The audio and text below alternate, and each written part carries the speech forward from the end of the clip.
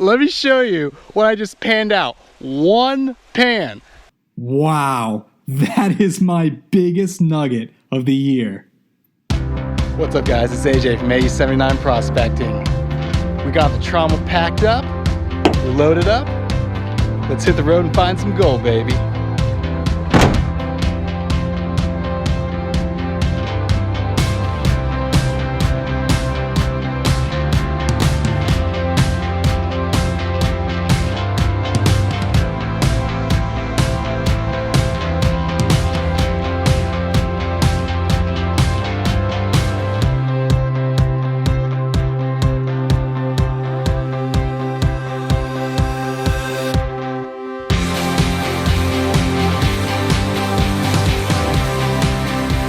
Alright, so we got the trommel dialed in and we're ready to run. But for those of you guys that are new to my channel, let me explain how this bad boy works. So the trommel I'm using today is made by Gold Fox USA. And this is the little monster version of their trommel. It's completely customizable. I like red, got a little AE79 on the bottom there. I love it. But let me explain to you guys how it works. There's three basic parts. You've got the hopper here. The hopper is the area that you dump your pay dirt in and you wash it and rinse it off and get it a little loose. The next part, the pay dirt goes into the trommel that's rotating around. Let me show you the inside of that.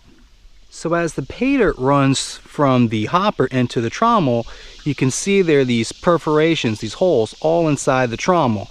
And what it does is it screens the material out. So the big stuff will work all the way through the trommel and then drop down here into my tailings pile, otherwise known as a waste rock pile. Everything that's smaller than the size of those holes will drop into the third portion of the trommel, known as the sluice box. The sluice box here features gold hog matting. It's the best in the business.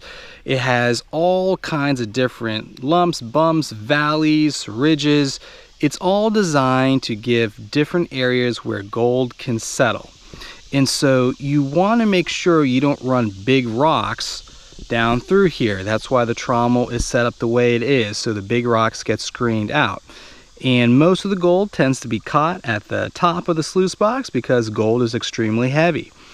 And at the end of the day, we take these mats out, rinse it out, and see what we found. And let me show you the area we're going to be digging today. This is sort of a flood area. There's a lot of exposed bedrock here. You can see all of this is just bedrock. And during the rainy season or during floods, this whole area is filled up. You got your inside corners, your outside corners. It's the exact same thing as a regular stream, but now there's no water here. So we are going to go ahead and poke a couple holes around here and see if we can find an area worth digging.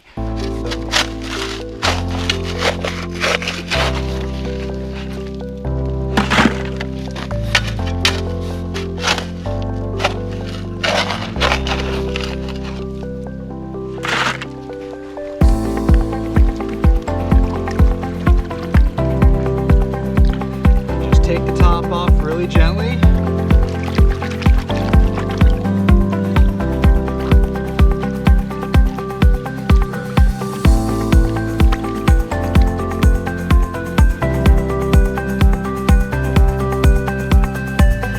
I've been poking around the last 30 minutes, a speck here or there, not a big deal. Then I hit the mother of all test pans. I'm still shaking.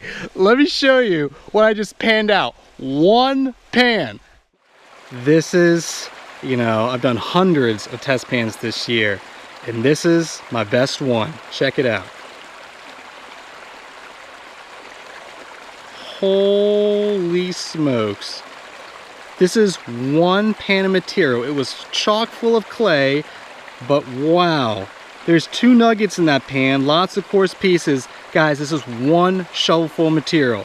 That was it. Let's go back to that exact same area I just found this at and see if we can find some more.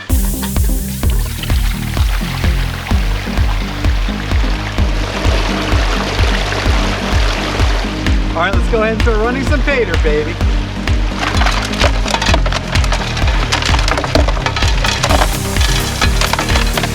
So you can see here, sometimes you got these bigger clumps of clay. It helps to kind of break it up a little bit in this pre-wash area. Just get the process started, and then as it goes down through the trommel will rotate and break it up just a little bit more.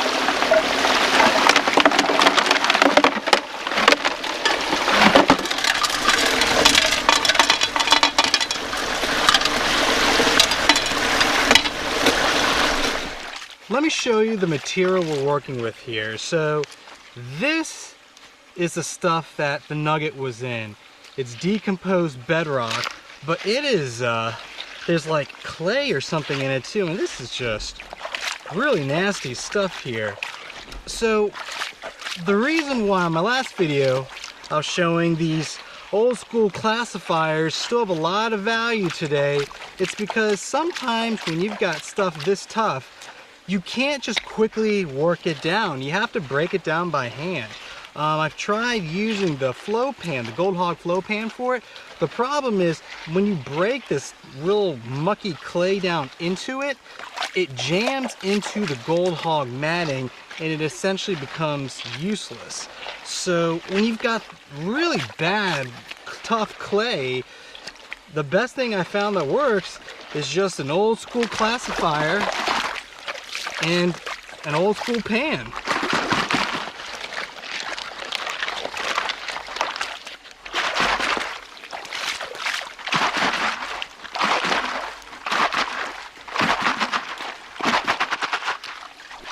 All right, so all the clay is broken down adequately. I don't see any chunks left.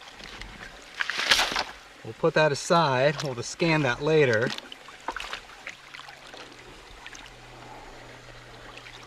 There you go. So now it's all in suspension. There's nothing on the bottom. It's just kind of moving around in the pan. And then you go ahead and agitate the pan.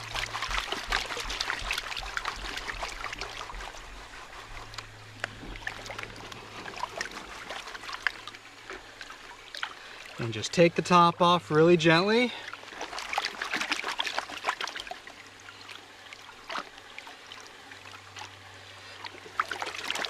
And this is time consuming, but when you get really tough material, you don't want to cheat. You don't want to throw clumps of clay out, because if I did that on my last pan, I'm 100% sure I would have chucked out those nuggets. They were embedded in that clay, and that's why they've been there for so long. I think they just fell to the bottom of the creek during a flood, and they just got stuck on that clay material. And over the years, things have piled up on it, but because it was so dense, it couldn't sink any further. Now that's what I call a good test pan. Let's keep running dirt through the trommel.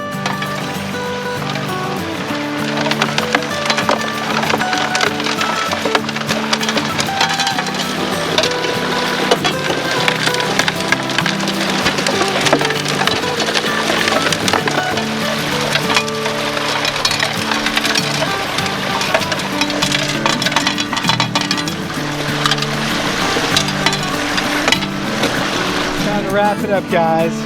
Let's shut her down.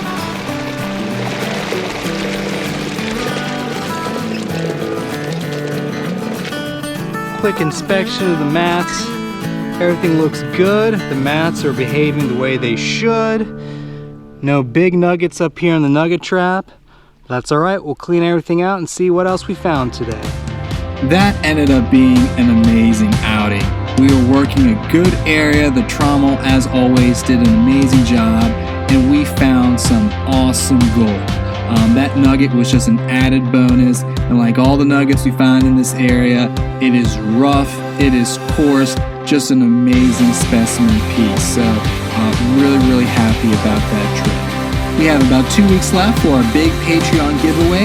If you want to become part of our Patreon family and help support our channel, make sure you check out our Patreon website. Just an awesome way to win prizes and to support all of my gold prospects.